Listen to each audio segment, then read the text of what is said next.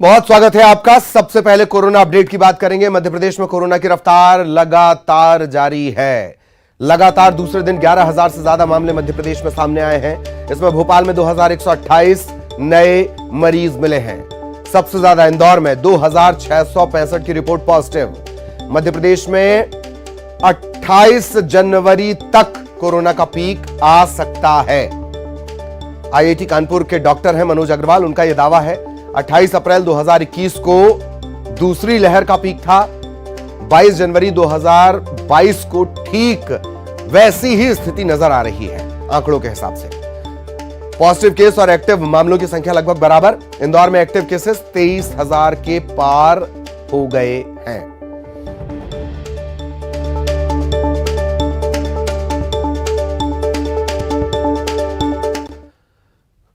और खबर ग्वालियर से, जहां सिंधिया स्कूल में कोरोना का ब्लास्ट हुआ है। सिंधिया स्कूल के 39 कर्मचारी कोरोना पॉजिटिव निकले हैं। सिंधिया स्कूल में अब तक 127 कर्मचारी कोरोना की चपेट में हैं। ग्वालियर किले में ही सिंधिया स्कूल है और कई बड़ी हस्तियां यहां से पढ़कर निकली हैं। सलमान खान जैसी कई मशहूर हस्तियों ने इस सिंधिया स्कूल से पढ़ाई की है। जिले में रविवार को 459 कोरोना संक्रमण के मामले सामने आए थे और फिलहाल अगर ग्वालियर में एक्टिव केसेस की बात कर ली जाए, 3,613 मामले सामने आए हैं। 24 घंटे में 635 मरीजों ने कोरोना को हराया भी है।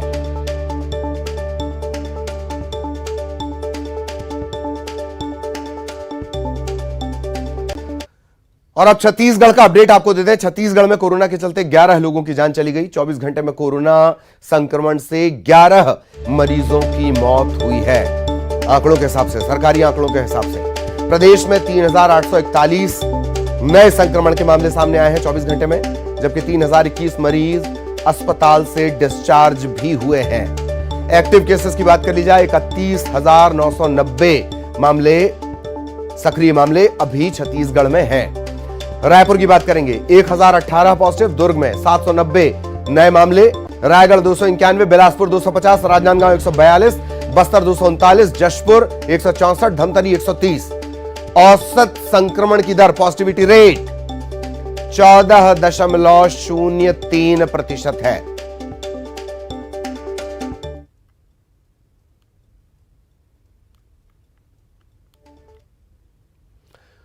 तो ये अलग अलग आंकड़े। एक और खास बात, छत्तीसगढ़ का एक अपडेट आपको दे दें। रायपुर में संक्रमण की जानकारी छिपाने पर पहली बार एफआईआर भी हुई है। तीसरी लहर में एफआईआर भी दर्ज की गई है। जानकारी छिपाने पर 1 दर्जन लोगों के खिलाफ अलग अलग थानों में एफआईआर दर्ज करवाई गई है। कोरोना टेस्ट इन्होंने कराया, निजी लैब से करवा लिया और इसके बाद जानकारी नहीं दी गई। आपदा प्रबंधन अधिनियम के तहत यह मामला दर्ज हुआ है। हालांकि इस जानकारी न देने के मामले में कई पेंच हैं।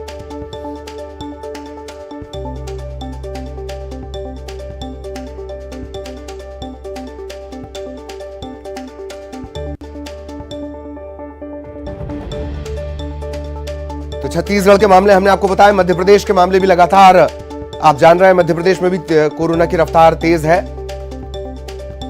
इधर ग्वालियर में सिंधिया स्कूल में कोरोना ब्लास्ट एक बार फिर। और आईआईटी कानपुर के डॉक्टर मनोज अग्रवाल का यह दावा है कि 28 जनवरी एक पीक हो सकता है। यह दावा है। मध्य प्रदेश में दूसरे दिन 11,000 से ज्यादा मामले सामने आए हैं।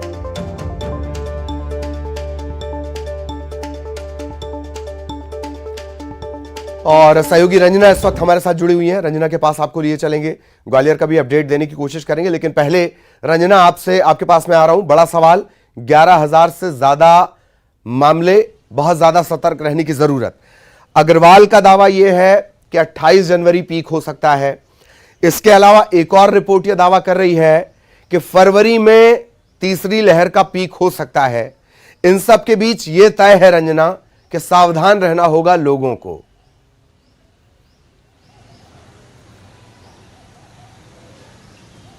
जी ललित, बिल्कुल सही कहा आपने, क्योंकि मध्य प्रदेश में जिस तरीके से अब कोरोना केसेस बढ़ रहे हैं, वो लगातार इस तरफ इशारा कर रहे हैं कि अब जिस तरीके से पहले ही कहा गया था कि जो कोरोना केसेस का जो पीक है वो फरवरी के महीने में आ सकता है, और अभी लगातार जो संक्रमण की रफ्तार है वो बढ़ रही है और अगर कल की बात करी जाए ललित, तो प्रदेश भर में 11,000 से ज्यादा जो नए केसेस हैं वो कोरोना के निकलकर सामने आए हैं और प्रदेश भर में जो एक्टिव मरीजों की संख्या है वो 12,673 के पार निकल गई है। ऐसे में अब सावधानी रखने की जरूरत है और कहा जा रहा है कि 28 जनवरी तक, जैसे कि आईआईटी के जो साइंटिस्ट हैं उन्होंने भी कहा है कि 28 जनवरी तक जो कोरोना का पीक है वो आ सकता है। फरवरी महीने में लगातार जो कोरोना के केसेस हैं उसमें इजाफा देखने को मिल सकता है, क्योंकि संक्रमण की जो रफ्तार है वो बहुत ज्यादा तेज है और एक व्यक्ति से दूसरा जो व्यक्ति है वो लगातार संक्रमित होगा। ऐसे में लोगों को मास्क पहनना होगा और सोशल डिस्टेंसिंग का जो पालन है वो करना होगा। लेकिन अगर देखा जाए तो प्रदेश भर में ज्यादातर जो जिले हैं वो भी अब कोरोना की चपेट में आ गए हैं। पहले कुछ ही जिले थे जहां पर कोरोना केसेस बढ़ रहे थे, लेकिन अब लगातार प्रदेश भर के 52 जिलों में कोरोना के केसेस बढ़ रहे हैं और वहां पर भी कोरोना अब पहुंच गया, खास करके ग्रामीण इलाकों में। लेकिन यहाँ पर एक और जो लापरवाही है वो लगातार देखने को मिल रही है, जिसमें ये भी है कि अगर कोई व्यक्ति संक्रमित हो रहा है तो वो जांच नहीं करा रहा है और लगातार लोगों के संपर्क में भी आ रहा है। और यही वजह है कि अब लगातार जो केसेस हैं उसमें जो इजाफा है वो देखने को मिल रहा है। ऐसे में थोड़ा सा जो सतर्कता है वो सरकार को भी अपनी तरफ से रखने की जरूरत है और इसके साथ ही जो लोग हैं उनको भी अब अलर्ट मोड पर रहने की जरूरत है कि वो सोशल डिस्टेंसिंग का पालन करें, भीड़ भाड़ वाली जगहों पर जाने से बचें और मास्क का जो उपयोग है वो जरूर करें, क्योंकि पीक को लेकर लगातार ये बात कही जा रही थी और अभी जिस तरीके से केसेस बढ़ रहे हैं वो इसी तरफ इशारा कर रहे हैं कि अब लगातार ये जो कोरोना की तीसरी लहर है वो पीक पर आ सकती है फरवरी के महीने में। ललित जी जी जी, इसके अलावा रंजना सुशील भी हमारे साथ जुड़ गए हैं ग्वालियर को लेकर, जरा उनसे भी अपडेट ले लें। सुशील, सिंधिया स्कूल का भी अपडेट दें और पूरे जिले की स्थिति वो भी बताएं जरा। सुशील। बिल्कुल, देखिए ग्वालियर के किले पर स्थित ऐतिहासिक सिंधिया स्कूल जो है वो भी लगातार कोरोना की चपेट में है। 24 घंटे के अंदर यहाँ 39 और कर्मचारी कोरोना संक्रमित मिले हैं। तो इस तरह से जो द सिंधिया स्कूल है फोर्ट का, उसमें कुल मिलाकर अब तक 127 जो कर्मचारी हैं वो कोरोना संक्रमित हो चुके हैं। और इसी के अलावा अगर बात करें पूरे ग्वालियर जिले की तो कल 459 नए कोरोना पॉजिटिव मरीज मिले हैं। मरीजों का टोटल आंकड़ा अगर देखें तो 3,600 के करीब पहुंच चुका है। लेकिन सबसे बड़ी बात यह है कि कल 635 मरीज ठीक होकर भी घर लौटे हैं। तो कहीं ना कहीं रफ्तार तो तेज़ी से बढ़ रही है, लेकिन स्वस्थ होने वाले की गति भी अब यहाँ ग्वालियर में तेज़ है। लेकिन चाहे बात करें सिंधिया स्कूल की या जयविलास पैलेस की या फिर पुलिस विभाग की क्राइम ब्रांच की, और इसके अलावा जयरोग्य अस्पताल में भी 112 से ज़्यादा जूनियर डॉक्टर कोरोना की चपेट में। तो कहीं ना कहीं फ्रंट वॉरियर जो है वो भी कोरोना की चपेट में आ रहे हैं। इसके अलावा जो शैक्षणिक संस्थान है या अन्य संस्थान है वहाँ तैनात कर्मचारी अधिकारी भी जो है कोरोना के संक्रमण में आ रहे हैं। तो लगातार सलाह दी जा रही है प्रशासन और स्वास्थ्य विभाग के द्वारा कि लोग सचेत रहें और ये तीसरी जो लहर है इसको हल्के में ना ले, सभी गाइडलाइन का पालन करें ताकि इस तीसरी लहर से कहीं ना कहीं बचाव हो पाए। हल्के में ना लें, इसे लेकर अगर वक्त रहता है तो मेरा अगला सवाल होगा। रंजना, मैं आपके पास आना चाह रहा हूं। सुशील ने जिस तरह से जानकारी दी, हम शुरुआत से कह रहे हैं कि इसे हल्के में कतई नहीं लेना है, पर बावजूद इसके लापरवाही बरती गई। सिर्फ इस बात को लेकर लापरवाही नहीं बरती जा सकती कि मृत्यु दर इस बार कोरोना की कम है। रंजना।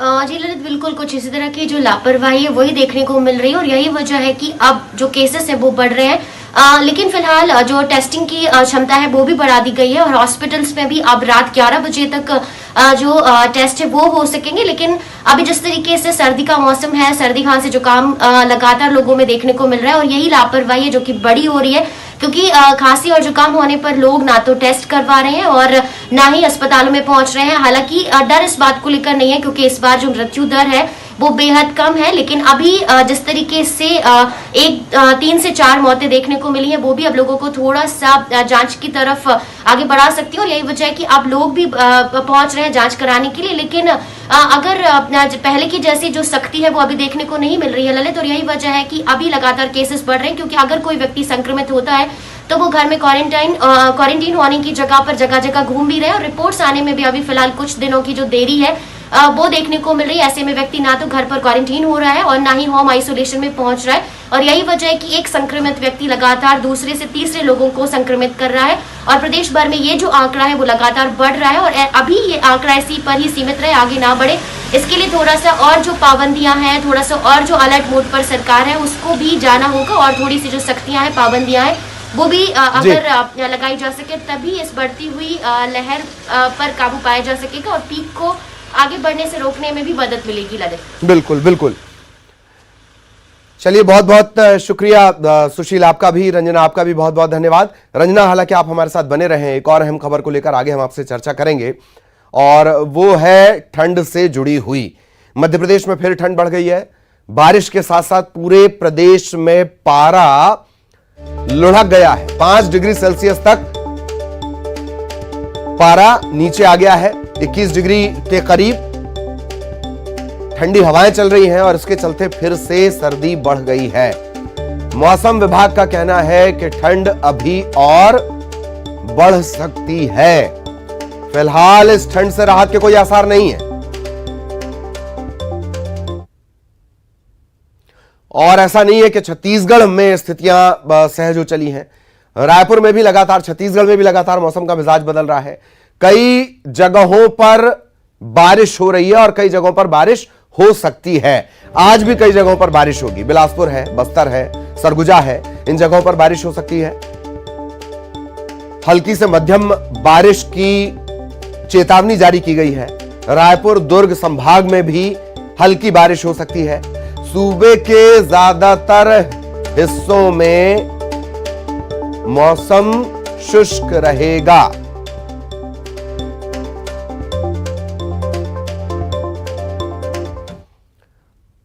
और अगर कोरबा की बात कर ली जाए तो सुबह से यहां घना कोहरा छाया हुआ है।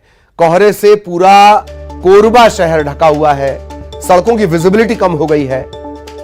विजिबिलिटी कम होने के चलते लोगों को दिक्कत आ रही है। बहुत सावधानी से वाहन चलाएं, लाइट जलाकर अपने वाहन चलाएं। फॉग लाइट है तो उसका इस्तेमाल करें। घने कोहरे के चलते तापमान में भी गिरावट है। तो कोरबा में घना कोहरा छाया हुआ है और छत्तीसगढ़ के ज्यादातर इलाकों में बारिश को लेकर भी अलर्ट जारी किया गया है। हल्की मध्यम हालांकि बारिश होगी, लेकिन बारिश के चलते तापमान गिरेगा। ये कोरबा की तस्वीरें भी आप देख रहे हैं। घना कोहरा, घने कोहरे के चलते विजिबिलिटी कम हो गई है। पारा नीचे लुढ़क गया है। कोरबा में घना कोहरा, वाहनों की रफ्तार पर इसका सीधा असर।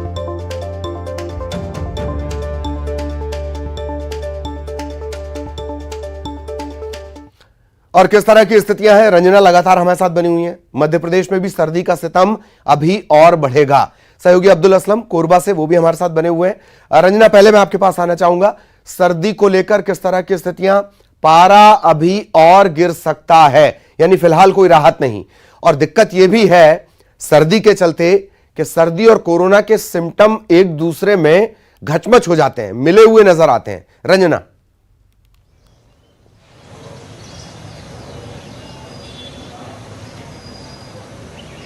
जी ललित, प्रदेश भर में इस बार अगर मौसम का मिजाज देखा जाए तो बदला हुआ रहा है। कभी तेज बारिश तो कभी ओलावृष्टि और कोहरा छाया रहा है। और अभी भी मौसम विभाग ने अलर्ट जारी किया है।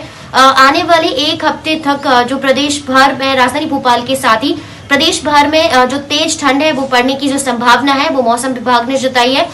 मौसम विभाग का ये भी कहना है कि आने वाले एक हफ्ते तक लोगों को कड़ाके की सर्दी से फिलहाल राहत नहीं मिलने वाली है। और कुछ जिले हैं जहां पर हल्की हल्की बारिश भी हो सकती है, जिसमें शहडोल, सागर, दतिया, मंडला, बालाघाट है। यहाँ पर जो हल्की हल्की बारिश है वो भी हो सकती है। और जो प्रदेश भर के 5 से 6 संभाग है, यहाँ पर घना कोहरा भी छा सकते हैं। यानी लोग गुनगुनी धूप की चाहत रख रहे थे और लोगों को उम्मीद थी कि थोड़ी सी राहत उनको तेज सर्दी से सप्ते जरूर मिलेगी, लेकिन फिलहाल अभी राहत मिलने के आसार नहीं है।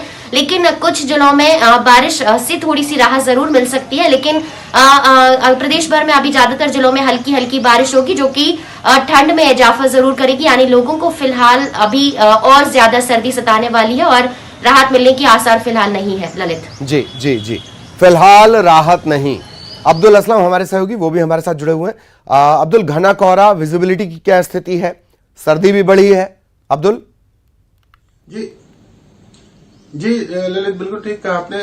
सर्दी ये लगातार बढ़ रही है और चूंकि कुछ दिन पहले ही बारिश हुई है और उसके बाद बादल खुले, तो अब स्थिति ऐसी है कि आज जो है सुबह घना कोहरा चारों तरफ दिखाई दिया, पूरा शहर कोहरे से पट गया और यही कारण है कि विजिबिलिटी भी कम हो गई और तकरीबन 30 मीटर की दूरी की भी मतलब दिखाई नहीं दे रही थी। यही कारण है कि सड़कों में लोगों को अपने वाहनों की लाइट जलानी पड़ी और काफी दिक्कतों का सामना करना पड़ा। ठंड की अगर बात करें तो ठंड में लगातार इजाफा हो रहा है, पारा लगातार लुढ़क रहा है और लोगों की जो परेशानी है वो लगातार बढ़ रही है। ललित, लोगों की परेशानी लगातार बढ़ रही है, बहुत सावधान रहने की जरूरत। बहुत बहुत शुक्रिया आप दोनों का ये तमाम अपडेट्स हमारे दर्शकों तक पहुंचाने के लिए। और यहां रुकेंगे एक ब्रेक के लिए।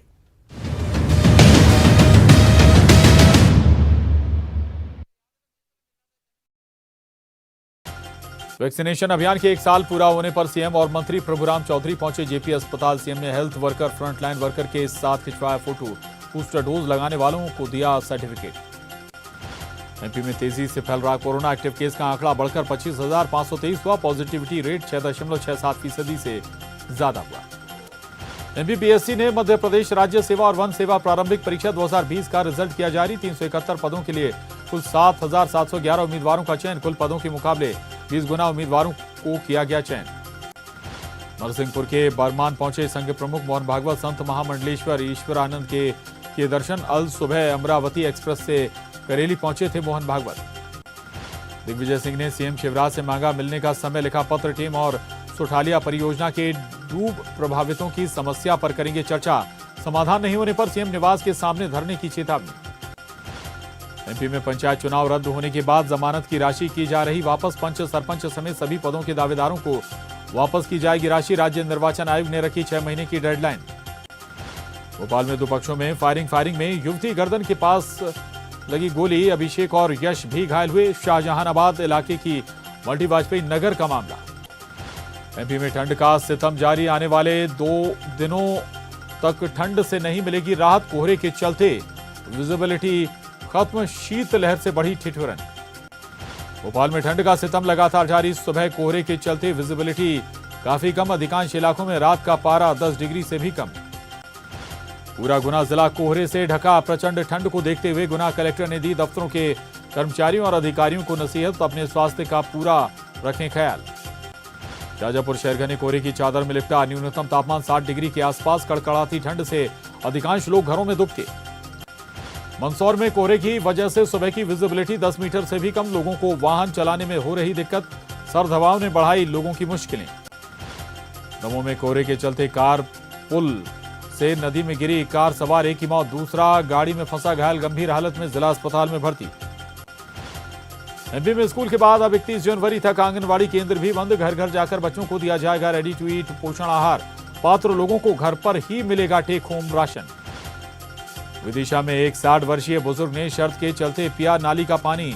जावती गांव में 2000 रुपए की शर्त के बदले पिया नाली का पानी। वीडियो सोशल मीडिया पर हो रहा वायरल। धार के कुंदा गांव में 2 बेटियों के पैदा होने पर मना जश्न। पूरे गांव के में बैंड बाजों के साथ निकाली गई शोभा यात्रा। जोरदार स्वागत कर करवाया गया गृह प्रवेश। सीहोर में 10 साल की बच्ची के साथ रेप मामले में को छुपाने के लिए बच्ची को कुएं में धकेला। बच्ची की हालत गंभीर। आरोपी फरार। मुरैना में जय भारत ट्रांसपोर्ट के मालिक यतेंद्र सिकरवार ने किया सुसाइड। अपने ऑफिस में खुद को मारी गोली। रिटायर्ड डीएसपी को ठहराया जिम्मेदार। डीएसपी और पत्नी के खिलाफ मामला दर्ज। सतना में पेश किया गया आत्मनिर्भर गौशाला का मॉडल। रोज पूजा पाठ के साथ होगी गौ आरती। ग्रामीणों के अनुदान से हो रहा खाद्य सामग्री का इंतजाम। सिडनी पेंच टाइगर रिजर्व की वर्ल्ड फेमस कॉलर वाली बाघिन की मौत। शनिवार शाम ली आखिरी सांस। बाघिन के अंतिम समय का वीडियो आया सामने। मिशन यूपी पर सीएम भूपेश बघेल नोएडा में कांग्रेस उम्मीदवार के लिए किया डोर टू डोर कैंपेन। मंगलवार 18 जनवरी को बीजेपी किसान मोर्चा का प्रदेशभर में प्रदर्शन। धान खरीदी की तारीख आगे बढ़ाने की मांग। छत्तीसगढ़ में दवा उपकरण खरीदी में बड़ा बदलाव। अधिकारियों के बदले अब विधायक करेंगे खरीदी। छत्तीसगढ़ में कोरोना की रफ्तार तेज। 24 घंटे में 5,525 नए केस। रायपुर में लोगों की लापरवाही से बढ़ रहा कोरोना। लोग नहीं लगा रहे मास्क। रायपुर में मास्क पहनने और जागरूक करने के लिए शहर में निकली टीम। युवाओं की टीम कर रही लोगों को जागरूक। मुंगेली में तेजी से फैल रहा कोरोना। एक्टिव मरीजों की संख्या 313 पहुंची। लोगों से मास्क।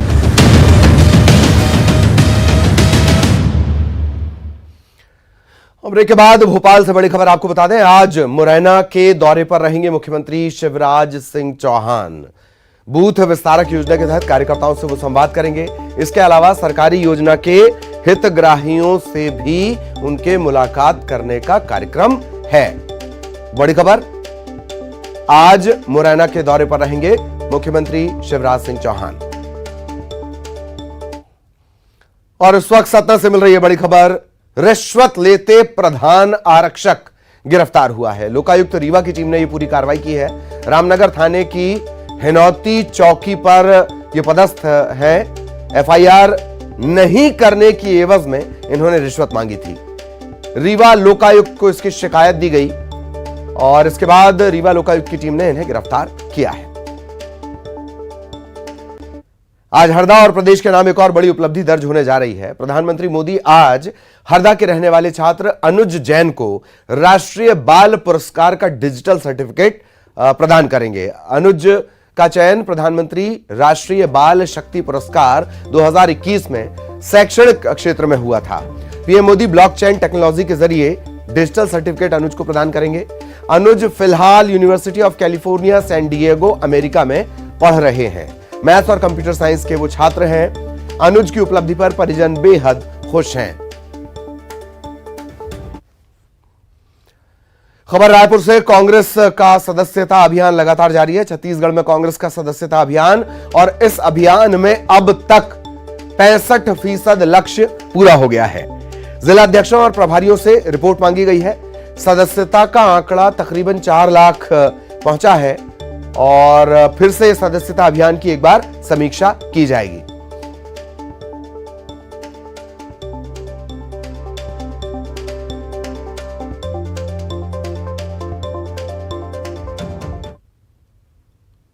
और इसी के साथ इस बुलेटिन में इतना ही। नमस्कार।